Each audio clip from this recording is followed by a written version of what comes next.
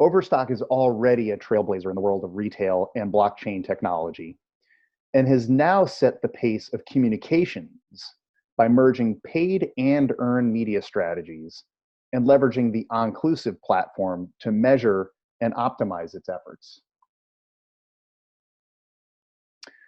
Now let's meet the star of today's show. As Overstock.com's Senior Director of Public Relations, Mark Delcorps oversees the strategy and execution of the company's external communications, as well as its corporate social responsibility initiatives. His team is responsible for integrating messaging between Overstock's leading home goods retail website and the company's many other technology businesses, including Medici Ventures, the Overstock subsidiary and global leader in advanced blockchain technology since 2014. I think it's safe to say that everyone has heard of Overstock.com. Since their beginnings in 1999, Overstock has evolved from a fledgling startup into a billion-dollar online retailer and blockchain company. Overstock sells a wide range of products, including home decor, furniture, bedding, and many other goods. And I'm Sean O'Neill. I'm the president at Onclusive, which is formerly Air PR. In addition to moderating webinars with my friends and colleagues, I oversee Onclusive's commercial operations, including marketing, sales, and business development. And for those of you who don't yet know Onclusive, we are the data science company for communications. Our software empowers PR teams to measure the actual business impact of PR and content marketing across the entire consumer journey, including reader engagement, brand impact, and sales. Today, we'll hear from Mark about Overstock's strategies for engaging customers with targeted earned media, how they expand their earned media readership through paid media amplification, and he'll walk us through detailed results of 2 recent campaigns. We'll wrap up with key takeaways and Q&A, and you can submit your questions to Mark throughout the presentation by using the Zoom Q&A feature. We'll address all of the questions at the end. First, a little background. So studies show that people trust earned media more than paid advertising. According to a Nielsen study of 28,000 respondents in 56 countries, the top 3 most trusted forms of advertising are earned forms of media, and number 4 is owned media. The study also shows that trust in traditional paid advertising is in decline. Think about it. When you're in market for a product, you don't first go to the manufacturer for information. You look for third-party independent reviews.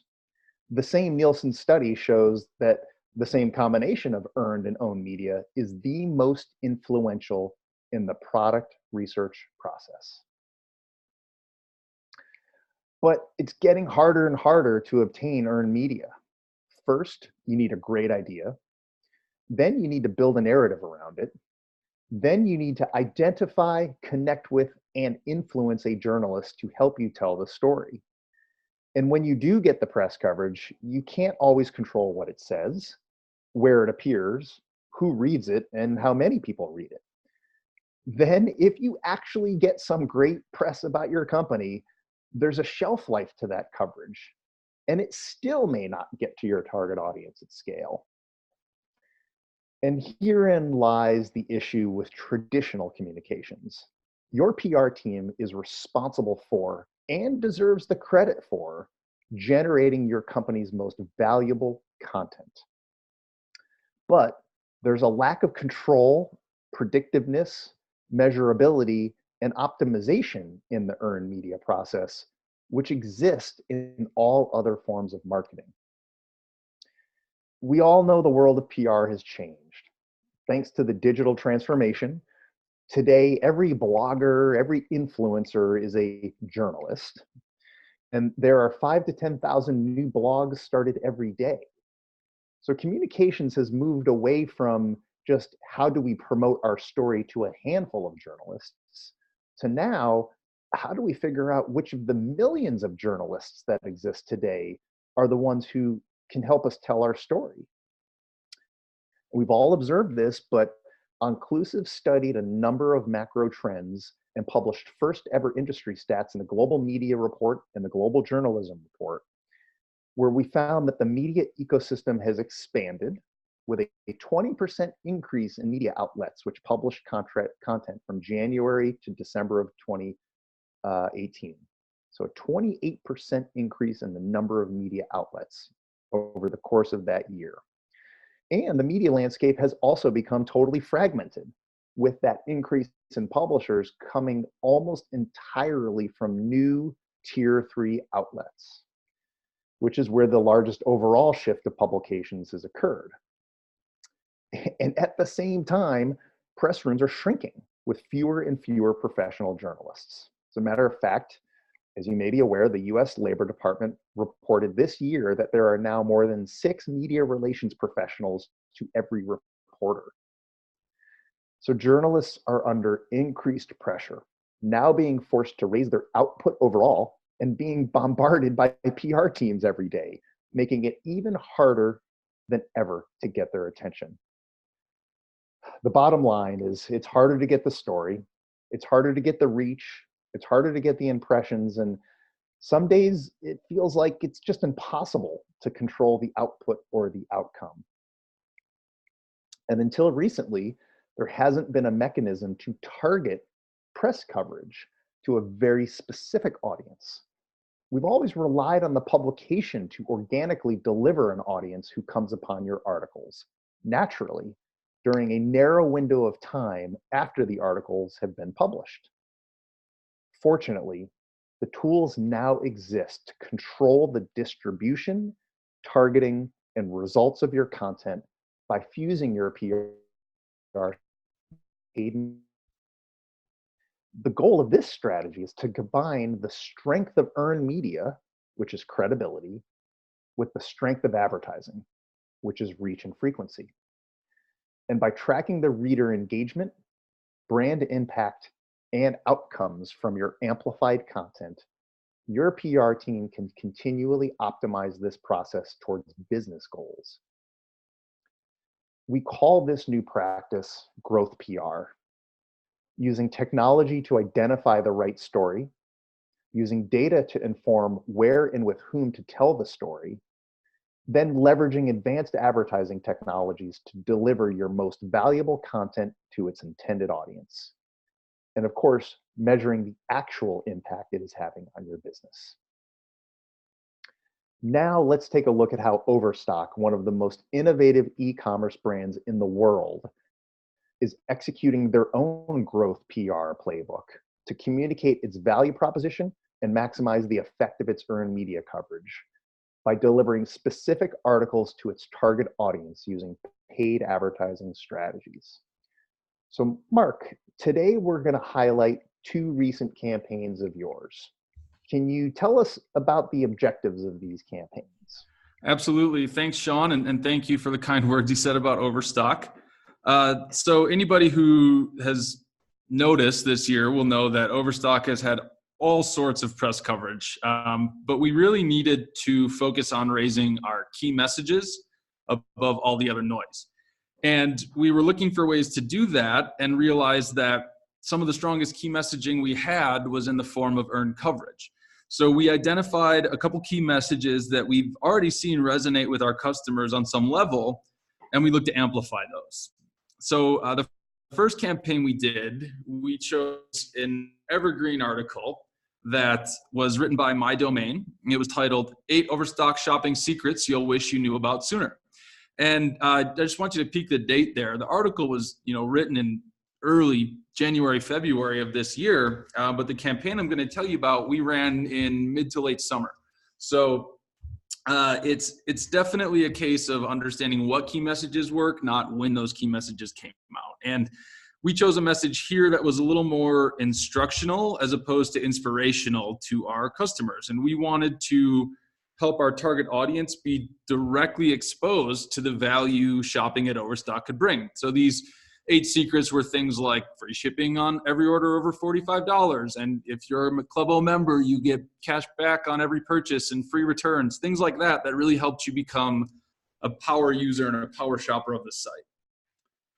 The other campaign we did was different. It was targeted to promote a sale, specifically our Customer Day sale this year, which was the company's biggest sale ever. It was our 20th anniversary.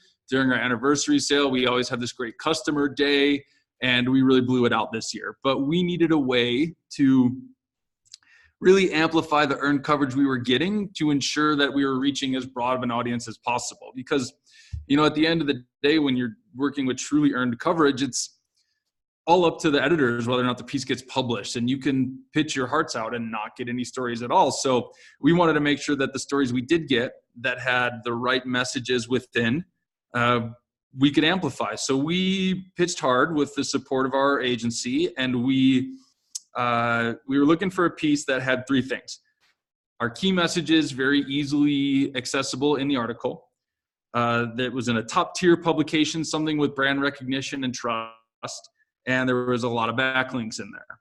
And so we came across this CNN article. We caught it right when it came out, and we're keeping an eye on CNN and a couple other outlets that we pitched, hoping that one of these stories came through.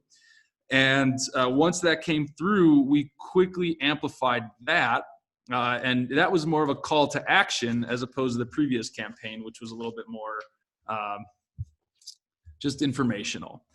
And so we had a couple campaign goals that were pretty simple, but what's interesting is that we used the same goals for both campaigns. However, we had very different measures of success, and as a result, very different KPIs. So the first thing we were looking at was reader engagement. How much active attention were the readers paying to the articles? How much time did they spend with the article? How far down on the page did they scroll, or how far on their phone did they flick? The second was brand impact. What were the customers' opinions about Overstock after these articles? What did they know? Had things changed? Are they more interested in shopping the site? And then third, there was that call to action, whether it was to learn more about the company or to go shop that amazing sale that's only happened once every 20 years. And so we took a look at both campaigns through those goals, but there were definitely some challenges. It wasn't like we just had this easy, seamless ABC, there we go. So there were some challenges we had to deal with. The first challenge that we had to deal with was, I'm sure you guys have all seen HGTV, read the magazine. There are a million different places people go to get advice on design, style, on where to shop, on how to do it yourself. And how does one retailer with just an e-commerce presence cut through all that noise to reach new customers? And that was a challenge mostly for that, 8 secrets of shopping Overstock piece, but it's always a challenge. And the second one, Customer Day, our specific challenge, it wasn't as much about cutting through all the noise. It was about making more noise, the most noise we could in a short period of time. And we wanted to add, in addition to all the other marketing that was put behind this sale, third-party amplification to see what that did about bringing new customers to the site. So like I said, our campaign strategy was similar, but each required a unique approach. The Overstock Shopping Secrets was a long tail, looking to get readership of the site, a deeper understanding, and people who weren't familiar with my domain be able to see this article. And we just wanted to drive traffic to the site, which is something you always do in e-commerce. For the CNN article, again, we wanted top tier key messaging article with lots of backlinks to get people to shop the site right away. And we really were looking for a high reach and a high frequency without compromising with wasted impressions. And that was really helpful. This strategy was really helpful to that. And so we targeted a rough audience. This isn't exactly our target demographic, but for the sale and for this evergreen piece, it's who we wanted to speak to. U.S. females, 25 to 45, college grad, married, household income, and the top percent of zip codes. And essentially, we took the same tactics and metrics and applied them to 2 different strategies and got results that on the nose look very different, but in fact, we're both successful. So I'm going to let Sean explain some of the metrics that we used in the platform that really helped us get this insight. So those are both very powerful articles. The good news is you had great content to work with from the start. And then, of course, by amplifying those articles to your target audience at this very specific time, you were able to extend the life of each piece while greatly expanding your readership. And so really, really fascinating to see this strategy unfold. So before we go into the detailed results, let's first define the onclusive metrics that were used to measure the reader's engagement with the articles. So the first is we refer to visits, which is a visit to the article. That's when the article is loaded. A view is when a reader has not just visited, but remained on the article for 3 seconds or longer. This is sort of the standard internet viewability. We then look at unique visitors or unique readers, which counts each reader only one time. And this is important because we actually saw in our analytics that some readers came back to the article multiple times. So you want to be able to deduplicate that and boil that down to the number of unique readers. And then active attention refers to the amount of time spent with the article, but it's time-based and related to the engagement with the article. So it's not just the amount of time that the article is loaded into the browser or into the phone, but the amount of time that is being engaged with through scrolling or clicking or other forms of engagement and interaction. And then lastly, page depth refers to how far down the article the reader has scrolled. Okay, so active attention, effectively how much real time is being spent with the article, and then page depth is, how much of that article was actually consumed. So Mark, take us through the results. Yeah, definitely. And one thing before we dive in too deep, I really loved the difference between visits and views because it allowed us to get rid of bots and accidental clicks. So we knew that people that were viewing it were actually true readers of the piece. So the first campaign, again, is the My Domain piece, 8 Overstock shopping secrets you'll wish you knew sooner. Average attention on this, active attention was 57 seconds. That's almost a minute. Most viewers read on their mobile device. The majority of readers, even those who had shopped at Overstock before, said they hadn't known about these secrets prior to reading this article, which gave us some great insight on what we can be telling our current customers to continue to drive that value proposition. And then the majority of readers who hadn't shopped at Overstock said they were very interested after learning about the secrets. And we did notice that for people that responded to the survey, we had even more active attention. They were about 90 seconds compared to the roughly a minute that we saw with everybody else. But let's dig into some of those stats a little deeper, and I'll show you what we gleaned from them that were so great. So if you look, here's active attention.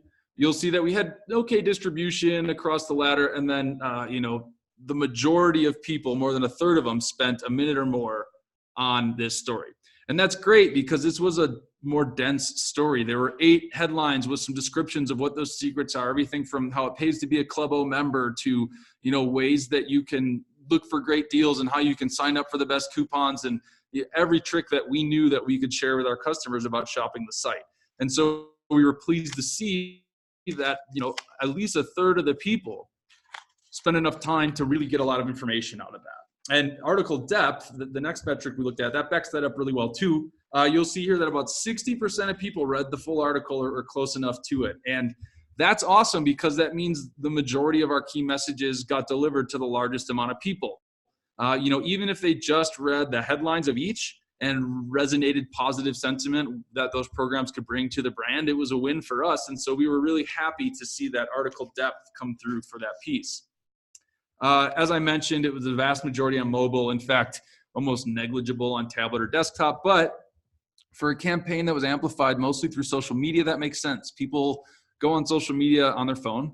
So, of course, something that is on social media driving them to an article is going to be, of course, they're going to view it on their phone. We looked at active attention. You'll see pretty standard. Active attention was close enough that we didn't really see any concerns. But again, we're mostly just looking at that mobile number, which again helps us realize the type of content, the way it's laid out, things that are going to be better served for us to do stuff like this in the future. And then we got, outside of just the analytical data we got from site user experience, we had the chance to put a couple questions in as a survey to see what the impact this article had to people that read it. So the 3 questions were: have you shopped at Overstock before? How many of these shopping secrets did you know about before reading the article? And after learning about these secrets, how interested are you in Overstock? And so you'll see that, the majority of people either hadn't shopped at Overstock or were unsure, but it was pretty close. But again, despite whether or not they'd shopped, most of them didn't know about these secrets, or they only knew about some of them. And I would guess that's probably Club O, which is our customer loyalty program.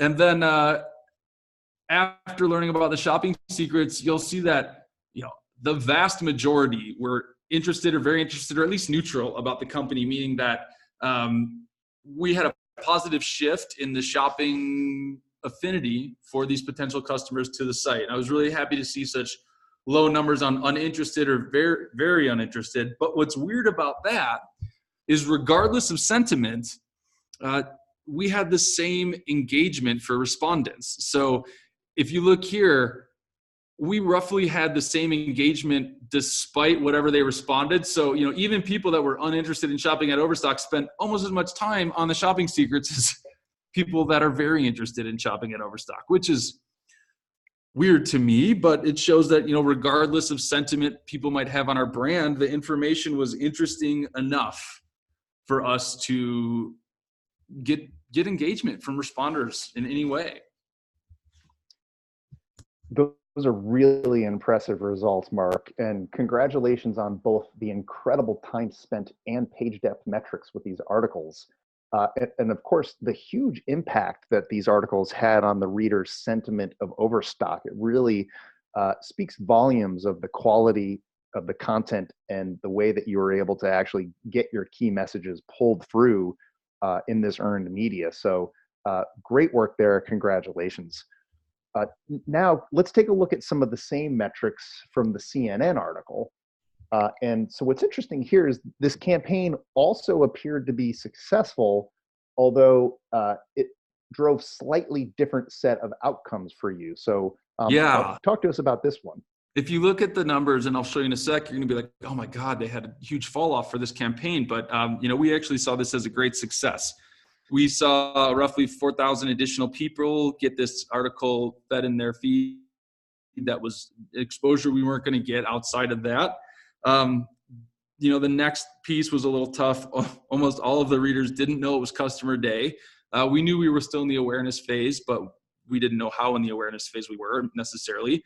And then, for me, the mic drop, again, 83% of readers said they were interested in shopping at Overstock after reading the article. So that's great. At the end of the day, if you can change opinions with that type of article, that's wonderful. But I want to start digging in a little deeper to active attention here.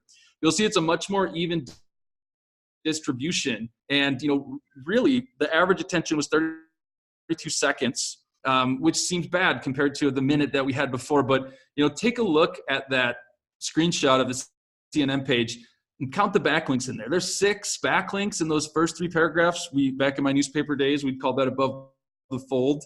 But those backlinks are to very valuable places on the site. They're great entry points designed to draw people into the sale. And we were happy to see that people were leaving this article after getting all the information they needed in the first couple paragraphs and coming to the site. So while it looks like active attention was down, in this case, a short attention span was okay because it meant you were jumping to the site and shopping in a lot of ways. And when you look at page depth, you'll see it even more drastically. No matter how long it took, over half the people didn't make it past the part of the screen that you see right now.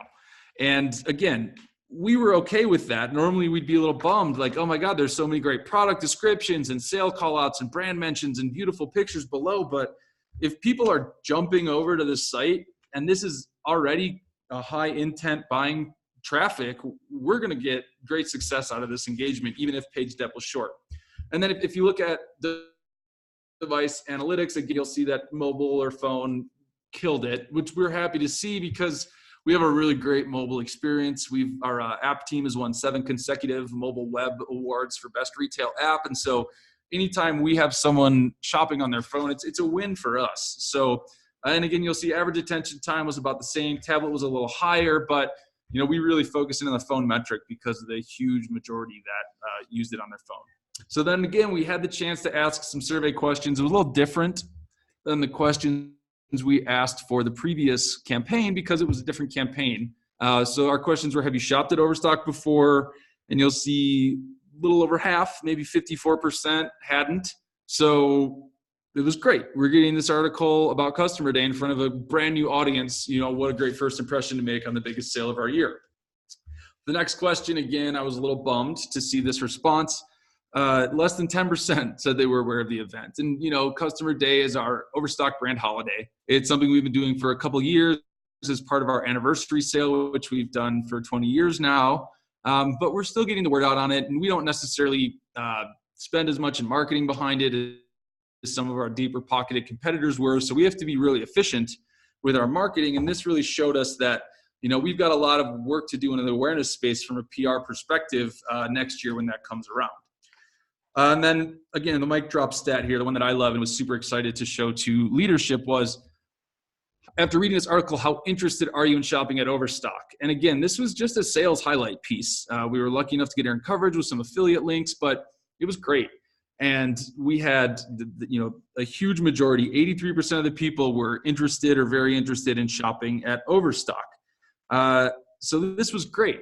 And I think you'll look at the brand impact. Both of those questions were similar enough that we can look and say that we shifted opinion in a good way on the audience we targeted using two very different messages that we looked at in different ways. And so to us, both the campaigns were successful. And in fact, the marketing team was impressed enough that when they dug into the CPCs and CPMs and all of their fancy marketing numbers that we're looking at a larger amplification campaign throughout Q4 and into the next year, because again, that third-party recommendation that Sean was talking about is so crucial to helping people form their initial opinions on the brand, that it's being introduced to someone by a friend as opposed to meeting them on the street. And everyone on this call, I'm sure, is aware of the impact that third party has on a reader, but now we're able to target it really tightly to a good mix of target audience customers that we think we can change their mind about Overstock.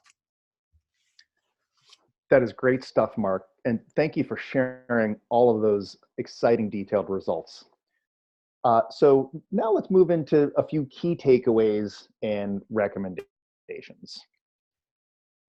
First, as we all earn media is not easy, and getting that great press hit can sometimes, frankly, feel like a miracle. Second, we no longer have to rely on a publisher's organic reach and website traffic to deliver our winning story to our target audience. Today, we can deliver that story directly into the newsfeed of our exact customer at exactly the time and scale that we desire. And one of the true benefits of this practice is the ability to leverage and re-leverage our company's best content well after it's been published originally. And most great press articles deserve to live on and will continue to be relevant for weeks, months, sometimes years after their original publication date. When promoting your press coverage, measure the active time spent with that article and measure the page depth to understand if people are actually reading it, and if so, how much of it are they consuming? And lastly, we all know the branding power of PR. That's why we're in this business. Leverage state-of-the-art technology to quantify it and prove the real sentiment of your earned media readership. So now let's open it up to questions from the audience. If you haven't already submitted your questions, you can do so directly within the webinar Q&A. And I see that we already have a number of really good questions here. So let's take the first one here. Okay, this is for you, Mark. Whose idea was it to infuse paid advertising activities into your PR efforts? Good question. Okay, and then it follows on. This seems to be more in the area of the marketing team, I guess, versus the PR team. Who initiated this and oversaw the execution? Really good question for you, though. Yeah, so to answer the first part of the question, I'd love to take credit for the peso model, but I would say that infusing paid advertising is something we've always been looking for ways to do more and more on our team. And so I've often challenged my team to do that. I've got a really great retail team, and this was actually their idea. So we have a laptop bar we call Retail Island, and they summoned me over to Retail Island one day and said, hey, we've got this idea. Onclusive has this new technology. We think this is a good story to promote, and let's take a look. And, you know, we're not part of our marketing department. We actually report to the chief strategy officer, but we are lucky enough to work really closely with them, especially on the retail side. Our retail PR team is embedded with them. They're in all the brand meetings. They're in all the promotional meetings. They're working on lining messaging and doing like that. So, you know, we worked really hard to get there in coverage, but, you know, without the support of the channels and the, you know, review by marketing to make sure that we were within their acceptable spend and results, and making sure that we were comparing this to other paid efforts that we were doing, that was really helpful, not only to making sure that we were making the right decisions, but also bringing them into this and having them be a supportive part of this made it a lot easier to show them good results and get interest in future opportunities like this, or like the second one we did during customer day. So, you know, all credit goes to my team for, you know, coming up with this and executing it, but we couldn't have done it without a lot of collaboration. And so I would say, if you're not friends with your marketing department, especially the advertising department with those big purse strings, take them out to lunch, go make friends with them, and include them opportunities, because it will help PR people speak the language of marketing. You know, we've got ropers, they've got ROAS, let them speak in their way, and so they can help be an advocate for you at the end of the campaign. That's a great example, Mark. Thank you for that context. Always good to understand, you know, how things are working in the background, and particularly as, you know, the various marketing and communications and PR functions sort of continue to collide. Always great to see a successful collaboration like this. Okay, we got a few more really good questions here. The next one here, also I think for yourself, Mark, but I can probably also give a little bit of context here, is how do these reader engagement metrics compare to other articles you have measured? So that's an interesting question. We've really only done this a couple times in PR specifically, where we were looking at those metrics through these analytical eyes, but we look a lot at things like that on our homepage, on our website. We, you know, heat maps and who spends how much time when and where, and what they're most likely to click on. And that really helps us understand where things are positioned. You know, for example, if we're doing a promotion with one of our philanthropic partners, you know, Special Operations or Best Friends Animal Society, we can show, using that type of data, the value it brings to the homepage and impact it has on, you know, donations as well as purchases of pet category products and things like that. So we were really familiar with this type of data, but it's the first time we've ever been able to do it on a third party, because we finally owned that third party backend. So I would say that compared to themselves, they were pretty great because they showed what we were looking for. But it's definitely something we'll keep an eye on long term. And as we do more and more of these, especially when we do another, say, instructional or another sales push, we'll look at, you know, apples versus apples to make sure that we're not slipping, and that, you know, campaign over campaign, we're making positive progress and really fine tuning that messaging. Mm-hmm. Yep, that's great. And I would say also from the Onclusive standpoint, yeah, the first article, the 8 Overstock shopping secrets with nearly a minute of active attention, you know, is very, very strong compared to other benchmarks we've seen.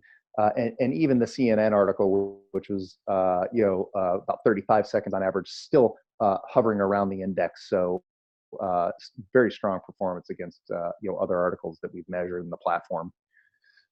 Next question here is related to sales tracking. So how are you quantifying your sales as part of your overall campaign success?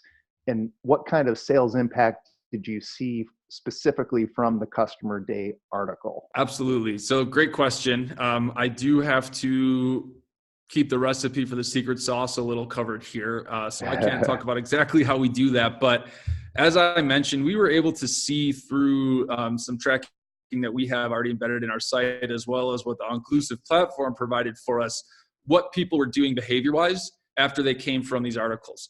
And we were looking for more direct conversion from the sales piece, the customer day piece, than we were from the shopping secrets, but we did look at conversion there. Our results were good. I will say that these campaigns we ran were on the smaller side compared to many of our other paid campaigns. So we didn't go up against previous campaigns. But when we do a full bore, full scale marketing supported campaign. The next time, we are anticipating being held to those metrics like any other channel in the marketing department will. So we are keeping a close eye on those and making sure that we're not just getting caught up in the success of clicks and views and page, but at the end of the day, we're here to sell rugs and pillows and furniture and, all the great home goods and more, and pay you to be a Club O member. So we got to make sure that's all happening too. Mm-hmm. Okay. That's great insight there. Okay. Next question here. I understand why you would choose to amplify a CNN article, but my domain is a relatively smaller publication. Why amplify this article instead of something published in a bigger outlet? That's actually a good question. Yeah, you have two examples here. My domain may be a little bit less well known compared to CNN, which is an international media brand. I guess obvious why the CNN placement would be something you'd want to promote out through your channels and put paid advertising behind. But I guess good question. Like what about this My Domain publication? It doesn't have quite the same reputation. Why would you choose to amplify that particular article? Interesting that you said reputation, Sean. So CNN is CNN. It's a behemoth, right? It's our friends in Atlanta, whether you like them or not, are always paying attention. And it's great. It worked out really well for us in this point. I wouldn't necessarily amplify every CNN article that's been written about Overstock. This was a great one. Reputation-wise, My Domain actually resonates really well with our target audience. And that's something that we've understood from monitoring and tracking and, using services like Onclusive and others to really see what conversations are being had where and where those target audiences we're trying to reach are having those conversations. So My Domain is an outlet that we love. Shout out to My Domain. But we also really enjoy publicizing it a little bit more because it was a really great, solid piece. And, you might be trying to work with the HGTV magazine and it's contingent on what's happening with the HGTV Overstock Dream House. And there's all these things, but someone like My Domain is a great publication to work with and they'll listen to you. We found that in our target audience, that's a publication that'll take your call, take your email, listen to you. And we've built up a good rapport with them. So we think that they are very valuable and to a certain audience, almost as valuable as CNN. So, and again, you saw the long tail nature of that. We watched that bring traffic to the site from like late January all the way until we decided to use that piece in late summer. I think it was in August that we did the campaign. And so it wasn't just like we cherry picked an article anywhere. We saw that it was already bringing people to the site and it was providing this positive, informative value to customers. So we were pretty confident it was going to track well with this demographic. Again, I'll give you guys a little piece of advice, take home for your pitching. If you know that you're going to amplify an article, you can mention that when you're discussing your coverage with a reporter or editor and say, hey, just to let you know, we're looking to amplify something that really pulls through this messaging. And this might be a really cool opportunity for us to get this article more coverage. And sometimes that'll tip the scale in your favor a little bit. So put that one in your back pocket and hopefully you're not pitching against me because I just gave up one of our secrets. That is a great tip, Mark. Thank you for sharing that with the audience. I think also exemplifies, one of the other things that, we on a daily basis help our customers and the users of the Onclusive platform realize is that very often those less obvious, maybe like unexpected placements in the publications that you might not have originally thought would have the most power of voice or the most sales impact, very often those are in fact the articles, to your point, that are actually driving the most website traffic and conversions for you. So yeah, and that's where finding the right message that you want to amplify is good. We had an article in the last week or two in Vice that was like, it popped up as this huge spike in our monitoring. I'm like, what's going on here? There's like a casual mention to some Overstock chairs in an investigation at an Airbnb. But because so many people were reading it and sharing it, it was like off the charts. But we're, of course, just because that article had insane reach and amplification, we're not going to put money behind that because it wasn't the right article. So, amplification and reach doesn't always equal a successful article. And being able to pay and amplify allows you to take something like a My Domain that really gets our brand and has spent a lot of time, with our products and learning and understanding it, to speak to their audience, and then you can amplify and share that viewpoint with other people you think might be like-minded. That's great. I think we have time for one more question here. This one actually sort of comes back to that CNN article. Were you surprised at the low level of awareness around Customer Day based on the survey responses? And I know you touched on this a little bit earlier, but you did have a follow-on question. Yeah, no, I mean, I knew it wasn't going to be a majority, but it was like kind of a kick in the shin when we saw it was such a low figure. But, there's a lot of factors that weigh into that. We actually, my team dug into this pretty deep afterward because we had the same question. I was like, oh my gosh, where did we miss the mark? As the tip of the spear, the top of the funnel, or whatever metaphor you want to use, PR is the one that's supposed to be introducing people to these sales and concepts along with our TV advertising and other marketing channels. And so it was like, oh my goodness, are we putting the cart before the horse here? So we dug in, and there were a couple factors that actually impacted it. One, last year was kind of the year of company brand sales when, Amazon's Prime Day was really kicking into full gear after the craziness the year before. Some of our competitors did it.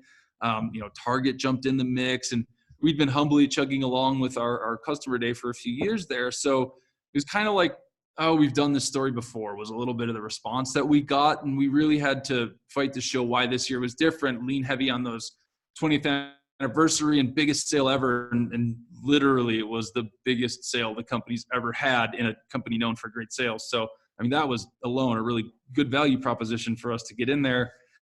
But it did really let us know, and I'm a big data guy, I'm a big analytics guy. You can't just cherry pick it when it's good. It showed us an opportunity that we have to grow. It showed us that things like starting the conversation out earlier and hitting it harder, and, maybe looking more for a shotgun approach than a targeted approach is a better way to just introduce the concept and have it sort of be a multi-stage introduction. You see a commercial about Customer Day, you remember reading something on your favorite recap of the sales of the day about Customer Day, a couple touch points like that, and you're going to be interested enough to go check it out. But again, that's something we're definitely going to be asking again next year in every channel that we can. And it was a really eye-opening, not just for us, but for all of marketing, and will kind of help color our marketing efforts for all sales, but especially these major touchstone sales for us. That's great. That's great. Thanks to the audience for all of these great questions. Unfortunately, we're not going to be able to take all the questions here today. Mark, just sort of as we conclude here, take us home. Final thoughts for the audience. Yeah, I appreciate you letting me do this, Sean. We always teach when we're giving public speaking training here that never end on a Q&A because someone else's thought is your final thought. So I pulled a couple takeaways here that, I found very helpful and then I found really easy to explain. So the first is amplifying earned coverage gets more readers in front of your hard-earned coverage. You're getting more bang for the buck. And I liked what you said earlier. A good piece of earned coverage deserves a bigger audience or something like that. And I feel the same way. Plus, if you can with some strategic advertising, and that's something that Overstock does really well, our personalization and targeting is, best in class. You can really make that have a second wind or give it, more legs and let that article run a little bit harder, deeper than it would have just kind of sending the pitch and praying, right? I mean, of course, there's a lot more back and forth than that, but you get what I'm saying. The second is if you target the right audiences with a message that you've selected carefully, it can have a really positive impact on brand sentiment and interest in shopping the site. And we saw that on both of those. And, I really think that asking how the opinion changed after reading the article is a really powerful tool for us. And that's something we'll look at likely a little bit more. Like I said, when we start, second and third campaigns that are more instructional, we'll compare them back to the My Domain article. And when we have big sale pops, we'll compare those back to the CNN article. And then, the third thing about this is, and Sean, I apologize in advance, but I'm not saying you should amplify every piece of earned coverage. This is a tool that you should put in your peso toolkit and pull it out when you need it, when you need to make a splash, when you need to raise the profile, when you need to get a specific message through, or when you just need to shut up your friends in marketing about what you're doing for the website versus them. And I tease my friends in marketing if any of them are listening, but it's a really great thing to have when your CMO says all hands on deck, we need to really increase traffic to the site. What do you guys have in your back pockets? Well, you've got a campaign strategy that works, that is pretty efficient cost-wise, and that allows you to get a third-party opinion in front of a target audience that's having your cake and eating it too. So I would leave you with those 3 thoughts, and I appreciate everyone taking the time today to listen to me. If you have any questions, I'm super easy to reach. It's just my name at overstock.com, and I appreciate all the time you've given. Incredible insights, Mark, and so grateful for your time here. Thank you very much. Before we close it up, I wanted to let everyone know that you can actually read the full case study of how Overstock combines earned and paid media in this recently published article on Digital Commerce 360's intranet retailer. So check it out. And of course, while you're at it, go ahead and promote it. Thank you, everyone. See you on the next webinar.